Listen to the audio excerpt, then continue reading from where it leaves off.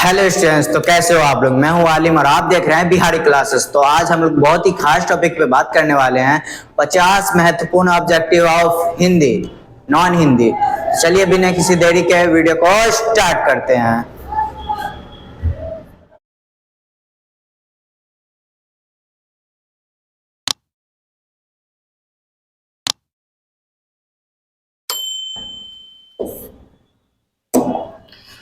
तो आज का हमारा पहला क्वेश्चन है, तू जिंदा है तो के लेखक कौन है। तू जिंदा है तो लेखक है इसका शंकर शैलेंद्र। कौन है जी? शंकर शैलेंद्र, याद रख लीजिएगा।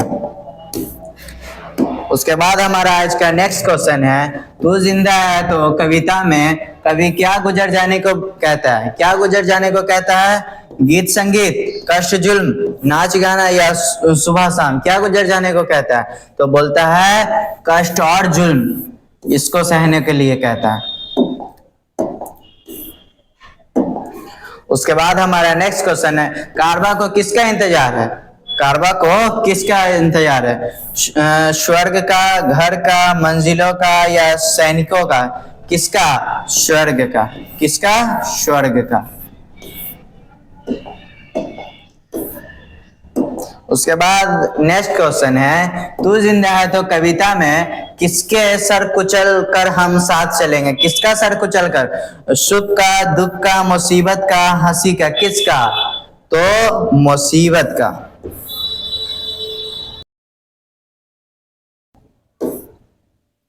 उसके बाद हमारा आज का नेक्स्ट क्वेश्चन है, कविता शंकर शैलेंद्र जमीन पर क्या उतार लेने को कहता है। क्या उतार लेने को कहता है? स्वर्ग को, अमृत झरना को या नहर को। किसको? तो बोलता है स्वर्ग को उतार लाओ जमीन पर। किस पर? जमीन पर। उसके बाद हमारा नेक्स्ट क्वेश्चन है, कवि स्वर्ग को कहाँ उतारने को कहता है। अभी पीछे ही आपको हमने बताया कहाँ उतारने को कहता है, वो जमीन पर। किस पर? जमीन पर। उसके बाद हमारा नेक्स्ट क्वेश्चन है, कौन सी कविता गहरे जीवन, राग और उत्साह को प्रकट करता है। कौन सा? ये बिहारी के दोहे, तू जिंदा है तो, बच्चे की दुआ या करमवीर। कौन सा? तो यहाँ पे हो जाएगा तू जिंदा है तो। कौन? तू जिंदा है तो। उसके बाद हमारा नेक्स्ट क्वेश्चन है, बुरी है आग पेट की, बुरे है दाग ये दिल के, ना दब सकेंगे एक दिन बनेंगे इनकलाब। ये पंक्ति किस कविता की है? किस कविता की है? तो ये पंक्ति है तू जिंदा है तो। किसकी है? तू जिंदा है तो।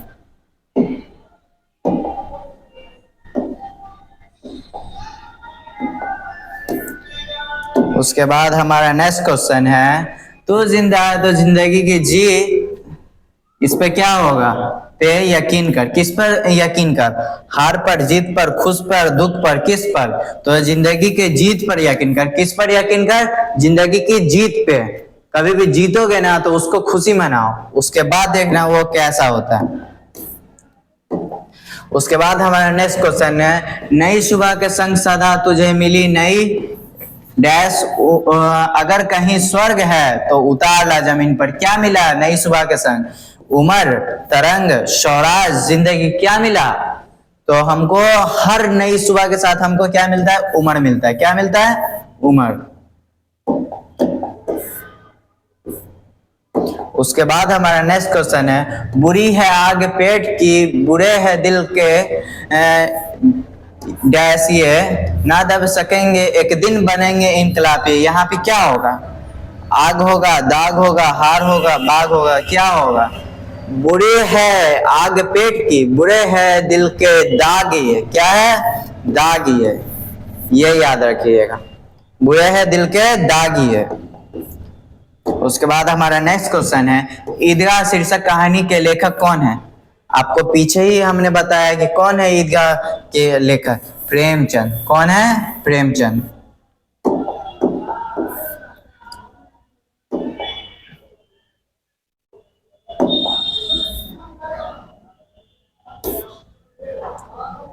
उसके बाद हमारा नेक्स्ट क्वेश्चन है, ईदगाह कहानी किसकी परिस्थितियों पर मार्मिक ढंग से टिप्पणी करती है?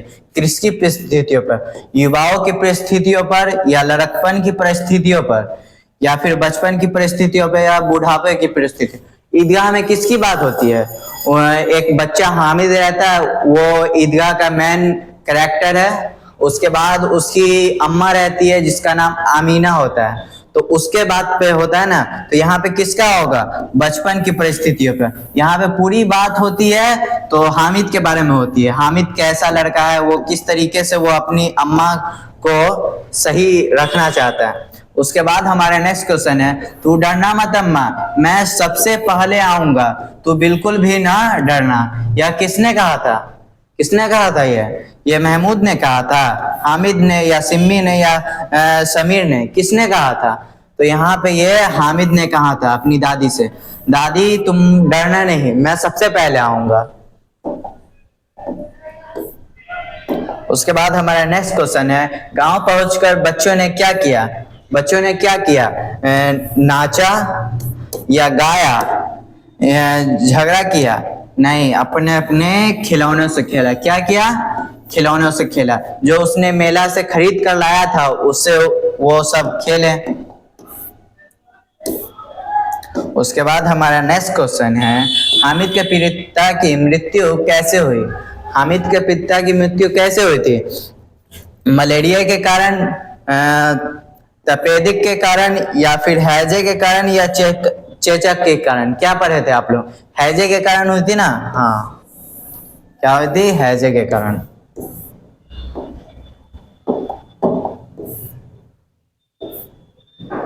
उसके बाद हमारा नेक्स्ट क्वेश्चन है, मोहसिन के पास कितने पैसे थे?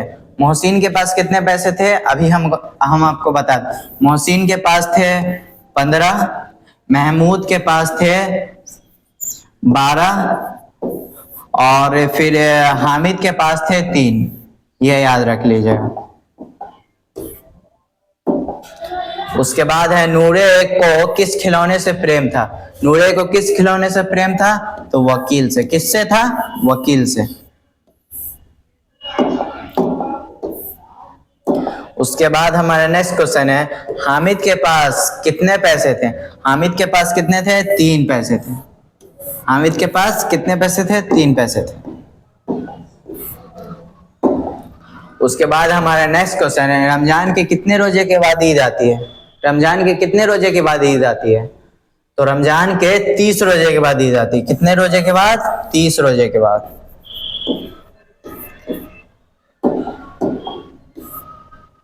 उसके बाद हमारा नेक्स्ट क्वेश्चन है, हामिद ने कितने पैसे में चिमटा खरीदा? कितने पैसे में खरीदा? उसके पास बस 3 ही पैसे थे। कितने पैसे थे? 3 पैसे थे। उसी से उसने क्या खरीदा था? चिमटा खरीदा था।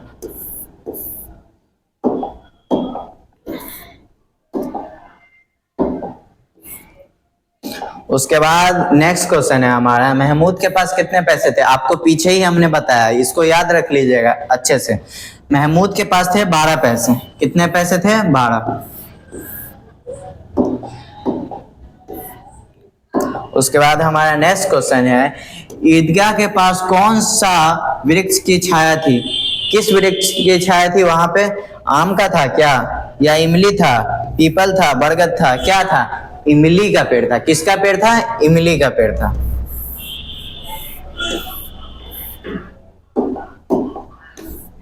उसके बाद हमारा नेक्स्ट क्वेश्चन है, हामिद की बूढ़ी दादी का नाम क्या था? क्या था उसकी बूढ़ी दादी का नाम? शामीना, हामिदा, आमीना, या शबनम? क्या था? आमीना था ना।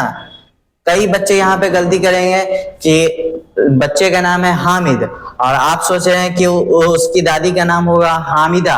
नहीं, ऐसा नहीं होगा। उसकी दादी का नाम था आमीना। क्या था? आमीना। इसको अच्छे से याद रख लीजिएगा। उसके बाद हमारा नेक्स्ट क्वेश्चन है, गांव से ईदगाह कितनी कोस दूर था? कितनी कोस दूर था? तो 3 कोस दूर था। आपको मैं बता दूं, हामिद के पास 3 पैसे थे और उस 3 पैसे से उसने चिमटा खरीदा, और गांव से ईदगाह भी 3 कोस दूर थी। ये 3 नंबर जो है आपको याद रखना है। आपको 3 ऑब्जेक्टिव बनाकर दे सकता है। उसके बाद हमारा नेक्स्ट क्वेश्चन है, हामिद के दोस्तों का नाम है। हामिद के दोस्तों का क्या नाम है? महमूद है, नूरे है, मोहसिन है और सिमी है। क्या ये सब है? हाँ, ये सभी है। इसको अच्छे से याद कर लीजिएगा। उसके बाद हमारा नेक्स्ट क्वेश्चन है, मेले में हामिद क्या खरीदता है? मेले में उसने अपने दादी के लिए चिमटा खरीदा था, क्योंकि उसकी दादी का हाथ जल जाता था, जिस कारण से उसने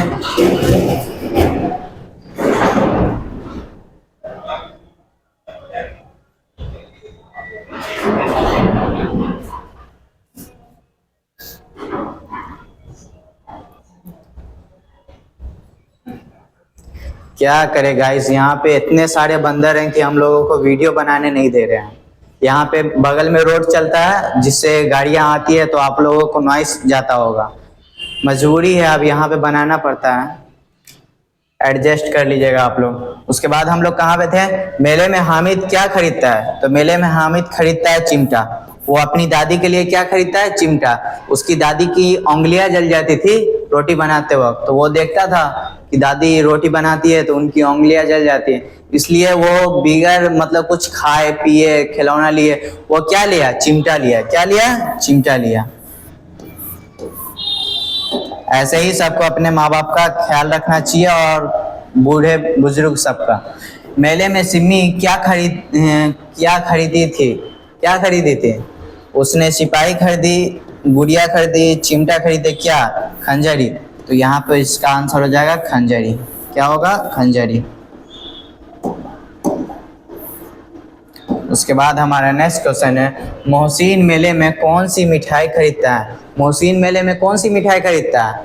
ये गुलाब जामुन खरीदता है, या फिर आपको रसगुल्ले खरीदता है, या जलेबियाँ खरीदता है? क्या खरीदता है? तो वो खरीदता है रेवड़ियाँ। क्या खरीदता है? रेवड़ियाँ। उसके बाद हमारा नेक्स्ट क्वेश्चन है, प्रेमचंद रचित पाठ्य पुस्तक की कौन सी कहानी बाल मनोविज्ञान पर आधारित है? कौन सी कहानी बाल मनोविज्ञान पर आधारित है? खेमा, ठेस, दीदी की डायरी या ईदगाह? किसका है? ये ईदगाह। इसी में ना बच्चे की बात होती है, बच्चे के मतलब मन की बात होती है कि बच्चा कैसा सोचता है, उसी के बारे में होता है। उसके बाद हमारा नेक्स्ट क्वेश्चन होगा, हामिद किसकी कहानी का प्रमुख पात्र है? हामिद को तो आप अच्छे से आप जान गए होंगे, किसकी कहानी का प्रमुख पात्र है? तो वह है ईदगाह। किसकी कहानी का? तो ईदगाह। उसके बाद हमारा नेक्स्ट क्वेश्चन है, चिमटा देखकर अमीना के मन में कैसा भाव जगा? कैसा भाव जगा था? क्या वो खुश हो गई थी, या फिर क्रोध हो गई थी, या फिर दुखी हो गई थी? क्या हो गई थी? उसके मन में स्नेह के अतिरिक्त मन में गदगद हो गया। क्या हो गया? मन में गदगद, मतलब वो थोड़ा खुश हुई, और अंदर से वो बहुत खुश थी, और ऊपर से उनके मतलब दिल से आंसू निकल रहा था। उसी को बोलते हैं स्नेह के अतिरिक्त मन गदगद हो जाना, मतलब वो अपने पोते पे प्राउड कर रही थी। उसके बाद हमारा नेक्स्ट क्वेश्चन है, हामिद ने अपराधी भाव से कहा, तुम्हारी उंगलियां तवे से जल जाती थी, इसलिए मैंने इसे ले लिया। उपयुक्त गद्यांश किस पाठ से लिया गया है? किस पाठ से लिया गया? हामिद और आमीना उसकी दादी थी, वो कौन से कविता में था? तो ये था ईदगाह। किस में था? ईदगाह।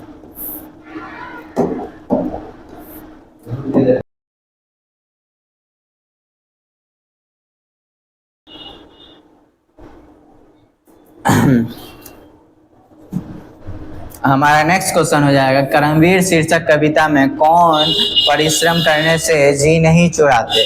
कौन जी नहीं चुराते? धर्मवीर, दानवीर, महावीर, करमवीर। कौन नहीं चुराते? जो काम करना चाहते, वो सोचते हैं कि हाँ ये काम करेंगे, तो वो काम से कभी जी नहीं चुराते। तो कौन होते? वो करमवीर होते हैं। जो काम से कभी पीछे नहीं हटते, उसे क्या बोलते हैं? करमवीर बोलते हैं। उसके बाद हमारा नेक्स्ट क्वेश्चन हो जाएगा, आज करना है जिसे करते उसे आज ही, किस कविता की पंक्ति? अभी हम आपको बताएं कि करमवीर जो होता है ना, वो आज का काम आज ही करता है। तो ये कौन सा होगा? कर्मवीर होगा। क्या होगा? कर्मवीर होगा। मैं इसलिए आपको बार बार कह रहा हूं कि आप अच्छे से याद कर ले कि ये कौन से कहानी की बात है, किस कविता की बात है। इसे आप अच्छे से अगर मन में अगर रट लीजिएगा ना, कोई दिक्कत नहीं होगा। आप देखिएगा, आंसर मार दीजिएगा बस। काम को आरंभ करके यूं ही नहीं छोड़ते, किस कविता की पंक्ति है? कौन है? तो यह है कर्मवीर। कौन है? कर्मवीर।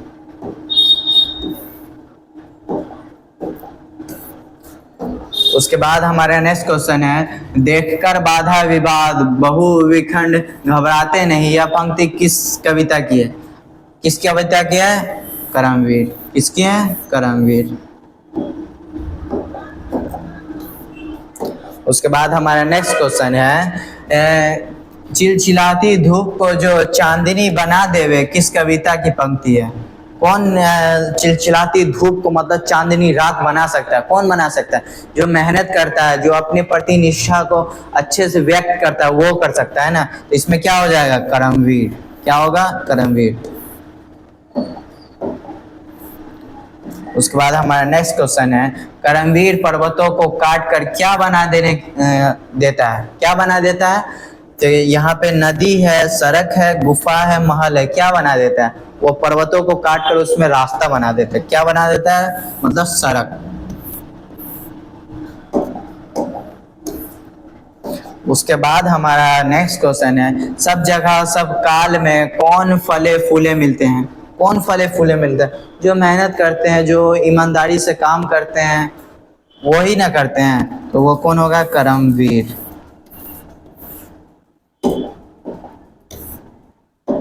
उसके बाद हमारा नेक्स्ट क्वेश्चन है, कर्म के प्रति निष्ठा ही व्यक्ति की निर्धारित करता है। क्या निर्धारित करता है? अस्पताल, अशिक्षा, सफलता, विफलता। क्या निर्धारित करता है? उसकी सफलता। क्या? सफलता। अगर आप तक अभी आप वीडियो देख रहे हैं तो वीडियो को लाइक कर दीजिए, ठीक है। उसके बाद हमारा नेक्स्ट क्वेश्चन है, वीर भीर में क्या नहीं दिखाते हैं? क्या नहीं दिखाते? मर्दानगी, चंचलता, वीरता, कला कौशल। क्या नहीं दिखाते? मर्दानगी। कोई जो होगा वो भीड़ में जाके ये नहीं बोलेगा हाँ मैं बहुत बलवान हूँ, ऐसा हूँ ऐसा। वो सब वो ऐसा नहीं करते। जिसके अंदर वो चीज नहीं होता है ना, वो चीज बाजार में जाएंगे, भीड़ में जाएंगे, बोलेंगे हाँ मैं ऐसा हूँ। उसके बाद हमारा नेक्स्ट क्वेश्चन है, कर्मवीर कांच को क्या करके देखते हैं? क्या कर देखते हैं? शीशा, कार्बन, पत्थर, रतन। क्या करके देखते हैं? तो रतन करके देखते हैं।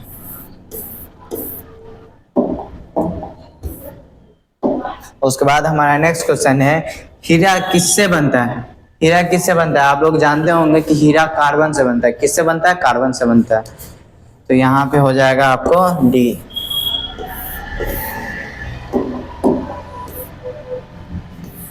कभी सैकड़ों मरुभूमि से क्या बहा देने की बात कहता है? क्या बहा देने की बात करता है? समुद्र, पसीना, नदी, आंसू। क्या बहा देने की बात करता है? वो बहा देने की बात करता है क्या? नदी। सैकड़ों मरुभूमि से वो नदी बहा देने की बात करता है। उसके बाद हमारा नेक्स्ट क्वेश्चन है, पर्वतों को काट कर सड़कें बना देवे है वे, सैकड़ों मरुभूमि पर नदियां बहा देवे हैं वे। इसका रचनाकार कौन है? इस कहानी का रचनाकार कौन है? ये कौन से कहानी का है? कर्मवीर का। कर्मवीर का कौन है? रामवृक्ष छड़ियोत। क्या है? रामवृक्ष छड़ियोत।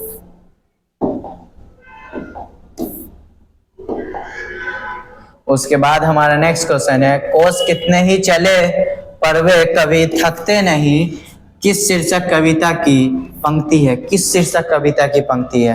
क्या बिहारी के दोहे में ये कहा गया था? क्या कर्मवीर में कहा गया था? या बच्चे की दुआ या पीपल में? किस में कहा गया था? ये कहा गया था कर्मवीर में। किस में? कर्मवीर में।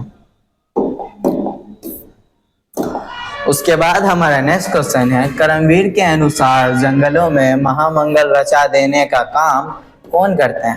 कौन करेंगे? जंगल में भी आजकल लोग बिरयानी पका कर खाते हैं, तो वो कौन कर सकते हैं? ये ऐसे जोक का पार्ट था, लेकिन मतलब जंगल में भी अगर आप मेहनती हैं तो कुछ भी कर कर रह सकते हो वहाँ। तो इसको क्या बोलेगा? कर्मवीर। किसको बोलेगा? कर्मवीर। उसके बाद हमारा नेक्स्ट क्वेश्चन है, कौन सी कविता बाधाओं से जूझते हुए कर्मशील लोगों की बात करती है जो स्वभावतः संस्कृति का निर्माण करती है? कौन सा? तू जिंदा है तो कर्मवीर, बच्चे की दुआ, खुशबू रचते हैं, क्या? कर्मवीर। तो दोस्तों लाइट चली गई है, तो आज के लिए इतना ही। मिलते हैं किसी नेक्स्ट वीडियो में, तब तक के लिए बाय।